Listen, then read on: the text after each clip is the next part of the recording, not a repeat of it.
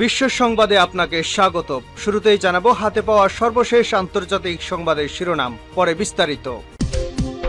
Israel ফিলিস্তিন পুরোদমে যুদ্ধ চলছে, আর জানিয়ে দেব আমাদের হাতে থাকা সর্বশেষ আন্তর্জাতিক আপডেট সংবাদ। হামাসের দাবি মানবে না ইসরায়েল, বললেন নেতানিয়াহু।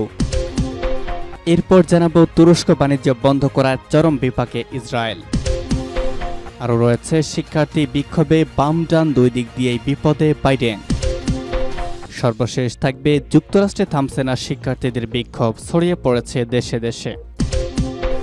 হামাসের দাবি মানবে না ইসরায়েল, বলছে নেতানিয়াহু। ফিলিস্তিনের মুক্তিকামী সংগঠন হামাস ইসরায়েল যুদ্ধবিরতির চুক্তির প্রস্তাব মানবে না। এ দাবি ওঠার পর সংগঠনটির প্রস্তাবও মেনে নেওয়া হবে না বলে জানিয়েছেন ইসরায়েলের প্রধানমন্ত্রী বেনিয়ামিন নেতানিয়াহু। তিনি বলেছেন, গাজায় যুদ্ধ বন্ধে ইসরায়েলের কাছে হামাসের দাবি মেনে নেওয়া হবে না। হামাসের হাতে জিম্মিদের মুক্তির বিনিময়ে ইসরায়েলের গাজা আক্রমণে বিরতি দিতে মিশরের কায়রো আলোচনা চলছে। ঠিক এই সময় নেতানিয়াহু এমন কথা বললেন। রবিবার এক প্রতিবেদনে এই তথ্য জানিয়েছে ব্রিটিশ সংবাদ মাধ্যম বিবিসি। প্রতিবেদনে বলা হয়েছে, একদিকে হামাস জোর দিয়ে বলেছে যুদ্ধবিরতি স্থায়ী হবে কিনা সেটি হলো মূল স্টিকিং পয়েন্ট। অন্যদিকে নেতানিয়াহু বলছেন, প্রস্তাবিত চুক্তি অনুযায়ী গাজার নিয়ন্ত্রণ হামাসের কাছে থাকবে, এটি ইসরায়েলের জন্য হুমকি হয়ে দাঁড়াবে।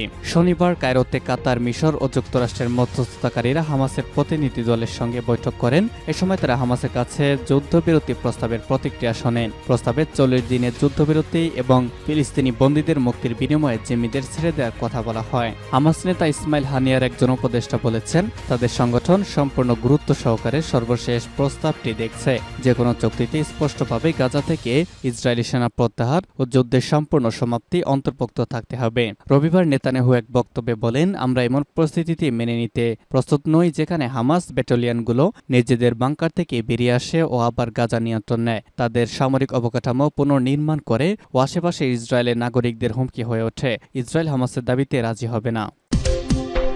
তুরস্ক বাণিজ্য বন্ধ করার চরম বিপাকে ইসরায়েল। গাজা যুদ্ধের জেরে ইসরায়েলের সঙ্গে সব ধরনের বাণিজ্য বন্ধ রাখার সিদ্ধান্ত নিয়েছে তুরস্ক। গত 2 মে থেকে সিদ্ধান্ত কার্যকর করেছে দেশটি। যতদিন পর্যন্ত গাজা ইসরায়েলি বর্বরতা বন্ধ না হবে ততদিন এই সিদ্ধান্ত বহাল থাকবে বলে জানিয়েছে তুর্কি কর্তৃপক্ষ। তুরস্কের এই সিদ্ধান্তে চরম বিপাকে পড়তে যাচ্ছে ইসরায়েল। তুরস্ক বাণিজ্য বন্ধের সিদ্ধান্তের 3 দিনের মাথায় এমন আভাস দিয়েছে ইসরায়েলি সংবাদ মাধ্যম ক্যালকালিস্টের প্রতিবেদনে বলা হয়েছে, তুরস্কের এই বাণিজ্য বয়কটে প্রভাব আগামী কয়েকদিনের মধ্যেই ভুগতে শুরু করবে ইসরায়েল। সংবাদ মাধ্যমটি জানিয়েছে, তুরস্কের এই সিদ্ধান্তের কারণে ইসরায়েল মৌলিক পণ্য, খাদ্যপণ্য এবং বাড়িঘরের দাম বেড়ে যাবে।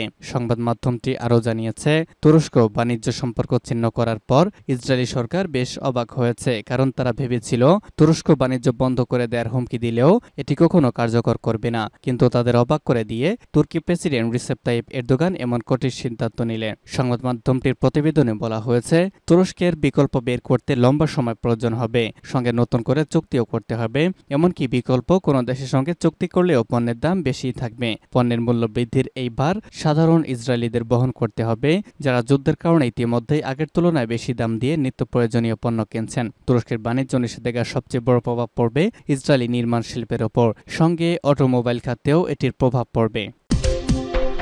শিক্ষার্থী বিক্ষোভে বাম ডান দুই দিক দিয়েই বিপদে বাইডেন। ফিলিস্তিনের সমর্থনে বিখ্যাত শিক্ষার্থীদের যে বিক্ষোভে উত্তাল যুক্তরাষ্ট্রের বিশ্ববিদ্যালয় ক্যাম্পাসগুলো, সেই ক্যাম্পাসগুলোয় গাজা ইসরায়েলি অভিযানের প্রতিবাদে তাদের এই বিক্ষোভ। আইনশৃঙ্খলা রক্ষাকারী বাহিনীর সঙ্গে মুখোমুখি অবস্থানে রয়েছেন বিক্ষোভকারীরা। ঘটছে নির্বিচার আটকের ঘটনাও। অন্যদিকে ইসরায়েল ও হামাসের মধ্যকার শান্তি আলোচনায় মধ্যস্থতার জন্য মধ্যপ্রাচ্যে কূটনীতিকেরা জড়ো হয়েছে। তাদের উদ্দেশ্য যুদ্ধবিরতি। দেশে বিদেশে এমন পরিস্থিতি মার্কিন প্রেসিডেন্ট জো বাইডেনকে নতুন এক অভ্যন্তরীণ রাজনৈতিক সংকটে আষ্টেপৃষ্ঠে জড়িয়ে ফেলেছে। বাম ও ডান 2 মেরু থেকে চাপে পড়েছেন বাইডেন। বামপন্থীরা অবিলম্বে যুদ্ধবিরতি চান, শান্তি চান। আবার মার্কিনরা মনে করছেন ক্যাম্পাসগুলোয় নজিরবিহীন এমন বিক্ষোভ শিক্ষার পরিবেশকে বাধাগ্রস্ত করছে, শান্তি শৃঙ্খলা নষ্টের ঝুঁকি তৈরি হয়েছে। ফিলিস্তিনের দক্ষিণাঞ্চলের রাফায় উদ্বাস্তুদের তাঁবুর সামনে টানানো একটি ব্যানারে মনোযোগ কেড়েছে। যুক্তরাষ্ট্র জুড়ে চলমান ছাত্র শিক্ষক বা বিক্ষোভের বিষয়টি ফুটে উঠেছে। তাতে লেখা রয়েছে, কলাম্বিয়ার শিক্ষার্থীদের ধন্যবাদ। অনেক তাঁবুর সামনে যুক্তরাষ্ট্রে বিক্ষোভকারীদের কৃতজ্ঞতা ও সংহতি জানিয়ে ব্যানার টানানো হয়েছে। কয়েকজন আমেরিকান সাংবাদিক এসব ছবি ভিডিও প্রকাশ করেছেন। এতে বোঝা যায় চলমান বিক্ষোভের রেশ মার্কিন ভূখণ্ড ছাড়িয়ে রাফাতেও পৌঁছাতে গিয়েছে। যুক্তরাষ্ট্রে থামছে না শিক্ষার্থীদের বিক্ষোভ, ছড়িয়ে পড়ছে দেশে দেশে।